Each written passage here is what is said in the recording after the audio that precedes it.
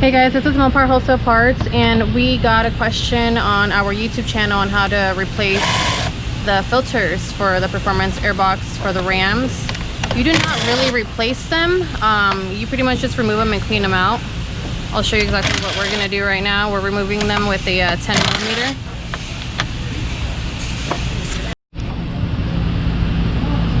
So we just removed the top cover that goes into these little holes, which is 4 of them that you're removing.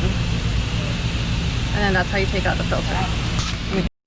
So just to clean out the air filter, you just pretty much dust it and clean it with hot water and just let it dry. There's no need to replace one of these filters because they work for a really, really long time.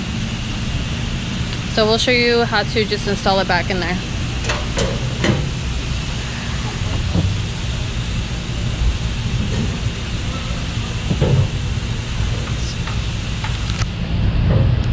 Only the bolts on the bottom. So there you go.